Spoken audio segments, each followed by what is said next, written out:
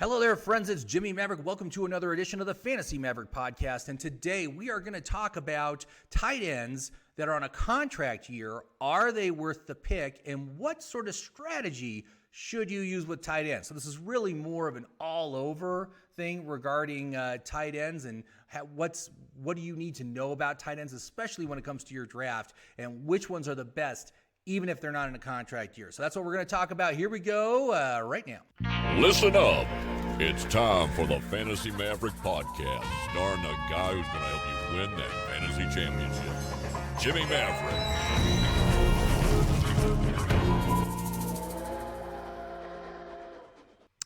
Hello there, friends. It's Jimmy Maverick. Welcome to another edition of the Fantasy Maverick podcast. And hey, before I forget, please be sure to like, comment, share, and of course, subscribe to this podcast. I really appreciate all the feedback you give me. I'm trying to, answer everybody that responds, and I do appreciate it. And so I just wanted to say thank you very much for being here. Let's get right to it. Today, we're going to talk about tight ends. Now, I've been devoting whole shows to talking about contract year tight ends, and that's what we're going to talk about here because we do have 5 players who are on a contract year in the tight end position. But more importantly, we got to talk about strategy as it comes to tight ends because, I got to tell you, man, the tight end position sucks. Straight up. It sucked for years. It is these players are low volume pass catchers. We're going to talk about why. And in my app, one thing that's just notorious for tight ends is that they are consistently overvalued relative to their draft position. Sometimes by 2, 3, 4 rounds. Doesn't matter how late you get them either. They're never that good. And as a reality check, the third best tight end last year was Robert Tonyan of Green Bay. And he got 52 catches for 586 yards and managed to get 11 touchdowns. Now, I do have him tagged as a regression player this year because I doubt that he's going to be able to repeat that whether or not Aaron Rodgers is back. But as compared to wide receivers, this guy would have been your 40th best wide receiver last year. In the same league as T.Y. Hilton, Jamison Crowder, and Devontae Parker. Now, how happy were you if you had one of those guys on your team? You wouldn't be happy at all. And the fact that he, really the reason why he was fantasy relevant is because of all the touchdowns. When you talk about players that are going to get you 50 catches for 500 yards and 5 touchdowns, essentially, they are completely worthless for fantasy unless you happen to start them on a week that they get one of those touchdowns. That's the only way those players become fantasy relevant. So when you get a tight end that scores 10 or 11 touchdowns, they're always near the top of the list just because they were valuable for a number of more weeks than you would have expected them to be. But the tight end position is filled with those 50, 500, 5 guys. That's what I call them. And really, it's just not worth drafting them. It's not worth keeping them on your roster, even as a backup on your bench, because, again, there's like 20 tight ends in the league that will do that. So in the draft, you draft one tight end. That's all you need to do. And if something happens to that tight end, you're just going to go to the board and you're going to pick one up. And, he's going to be pretty much worthless unless you score a touchdown. So, in a typical league with 6 bench slots, I never take a second tight end. If we go up to like 8, 9, 10 bench slots, I would probably roster a second tight end at that point. But even so, again, the value is extremely limited. And also, when you look at the draft last year, 2 of the breakout players, you had Robert Tonyan and you also had Logan Thomas, I think. Is that who? Do I have the right name there? Both those guys broke out, had very good seasons, but again, neither one had particularly stellar, they had particularly stellar, what am I trying to think of? Volume. Yeah, volume. So with tight ends, here's what it comes down to. You either want to be one of the first players to get a tight end, because we've got three elite tight ends in this league, and you know who they are. It's Kelce, and it's Kittle, and it's Waller. Those three guys are the only ones that are going to guarantee you a decent amount of volume, 120 plus targets. So they can realistically end the season with about 100 catches and 1,000 yards. And for tight ends, that is outstanding. If you get 1,000-yard tight end, you have picked an outstanding tight end. But there's only three guys that do that. And everyone else is just chaff. So when it comes to your draft strategy, you either want to go early, get one of those guys, and you're going to have to go top 3 rounds to get one of those guys. But that's going to give you a huge positional advantage. And I do like positional advantage players for smaller leagues, 10-team or smaller. So I definitely would go and get one of them for a smaller league. But in a larger league, it can help, but you're giving up a lot. You are going to give up a lot to go for one of those players. Of course, Kelce was outstanding last year. Kelce was like the wide receiver 2 or 3. I mean, he was above and beyond, record-setting season, regression player this year. So I'm not real thrilled with taking him this year because of that. But if I don't decide to spend one of my top 3 picks on one of these guys, I'm going to wait as long as I can, and then I'm probably going to go for Kyle Pitts or maybe Logan Thomas. Those are the 2 guys that I would be interested in late, and that's pretty much it. Now let's talk about what tight ends are on a contract year, and there is some upside here. But just know this, man. These guys are chronically overvalued relative to their draft position. So for gold dollar contract year players, these are players whose contracts expire at the end of this year. There's 5, and there's really only 1 that I would even look at. But you've got Mark Andrews, you got Dallas Goedert, Mike Gesicki, Evan Ingram, and Hayden Hurst. And Hayden Hurst is probably going to be gone at the end of this season. He's not going to be on Atlanta next year. But even Mark Andrews, who is an outstanding tight end on the kind of team that I like to draft tight ends from, a run-first team, is going to be the primary receiver on that team, despite the additions that they brought to the receiving core. He's probably going to end up with the most targets. Mark Andrews, his value, he's a top 50 pick, so you got to spend at pick number 49. He's an early 5th round, late 4th, early 5th round pick. But his value rank is 70th.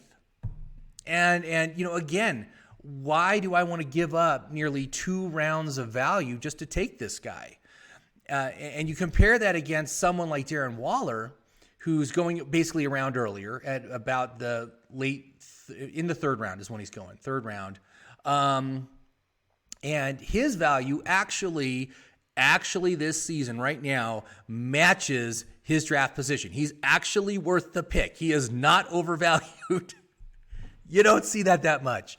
But Waller is a guy I would absolutely take over Andrews because Waller's a guy that's going to get 120 plus targets. Andrews, maybe 110 on the top end. So already he's not going to get as many catches. And Andrews is going to be like an 800-yard, 8-touchdown guy. Whereas Waller's going to be 1,000-yard guy, maybe not as many touchdowns, but he's going to get you a lot more targets. That's a lot more opportunities to score. I don't think he'll score more than Andrews, but he is definitely more valuable than Andrews. So again, that's the only guy I would even consider taking, but as a top 50 pick, he's just not a great option. If he fell one more round, I would be interested, but that's not going to happen. It's not going to happen. And then the other guys, man, Dallas Goedert, Zach Ertz is still on that team. That's going to cap a low volume player with someone else. And they're not anticipating Zach is going to have anything this year, like a 40 target guy, which I find very hard to believe knowing his history. Last year he was injured a lot. But what makes you think that Dallas Goedert is going to get you any more than about 500 to 600 yards? He's not. It's just not going to happen, especially with Ertz there. At least Mike Gesicki, there's no other tight end. You don't have to worry about that. Evan Ingram, there's no other tight end. You don't have to worry about that. But again, negative value. Dallas Goedert's value is 112th overall. You got to take him at pick 70. Mike Gesicki's value is 120th overall, and you got to take him at pick 86. So again, negative value, massive negative value, and you want to stay away from that as much as you can, even though these guys are contract year players. And in my app, you're going to see this. Most of the tight ends are buried on the list because of the poor value. It just pulls away whatever advantages that player might have. So it's just something to consider, something to think about. And again, like I said, the guy I think you should target is Waller, just because of his fair value rank right now on the draft board. 3rd round pick. It's not a bad idea to take a tight end like that in the 3rd round. That usually works out very, very well. Just based on the volume, you can take that to the bank. And he's actually, Waller is more valuable than even Kittle. Kittle is overvalued relative to his draft position because Kittle, you got to take in the 2nd round. So he's a lot more expensive, and he doesn't provide as much value as Waller does, and not even as many targets as Waller does. So, Waller last year had like 150, almost 150 targets. He's like 145, 146, right up there with Kelce. But Kelce's a 1st round guy. I don't want him. He's a regression candidate. I don't want him. So that's my overall strategy right now. I'm either going to commit to Waller in the 3rd round as my 3rd pick, or I'm just going to wait and I'm going to take Pitts, or I'm going to take Logan, probably in the 6th, 7th, 8th round. After I get all my wide receivers and running backs, and maybe even pick up an early quarterback if I want to go that route. Maybe not, but that's where I'm much more comfortable spending my draft picks as far as tight ends go this year. We also do have some silver dollar tight ends this year, including that's guys whose contract expires after next season. You've got TJ Hawkinson, you've got Noah Fant, and you also have Irv Smith of Minnesota. But again, negative value across the board. Hawkinson, you got to take him at pick 52. Value rank, 94th overall. Noah Fant, 69th is when you got to take him. Value rank, 123rd. Don't do that, man. I mean, I know he's a great player, but we're talking a team that's crowded with targets, with mediocre quarterback play. It's just not going to be worth it. Projections right now, 88 targets for Noah Fant. That means he's a 505 guy. That's what he is. Hawkinson's probably going to give you 700 yards, 5 or 6 touchdowns, but still, again, negative value. Nearly, 40 spots? That's like 3 rounds of value you're losing by taking TJ Hawkinson in the 5th round. Don't do it. It's just not worth it. Even with the upside, it's not going to pay off because he's so negative on his value. Maybe if he gets 10 or 11 touchdowns, yes, he will be worth it. But you can't count on that. You can't count on that. A couple years ago, you had Jimmy Graham up in Seattle, and he had a year where he got 10 touchdowns. And he had a really good fantasy year, but it's because he had the 10 touchdowns. Outside of that 10 touchdowns, he was crap. He didn't do anything. But he just got lucky with the touchdowns, just like Tanyan did last year. You can hope that lightning strikes again on the player you pick, but chances are it's not. And you're just going to hurt your team by going and overspending for any of these players. So that's my soapbox for today. So tight ends, you got to be careful with them. If you want to see like how the values are and the projections on these guys, you got to get my app, My Perfect Fantasy Draft. Again, it's under construction right now, so it's not ready yet. I think this week I'm going to get the data file in there, which will be awesome because then we'll get all the rookies in there. But you'll be able to see the value rank of all these players when you sign up. You can check it out and see how they compare against their draft position, and you can see why these are very poor choices. You will understand that you don't want to spend your 5th round pick on a guy with 9th round value. That's not how you win fantasy football. It's not how it works. So anyway, thank you very much for watching.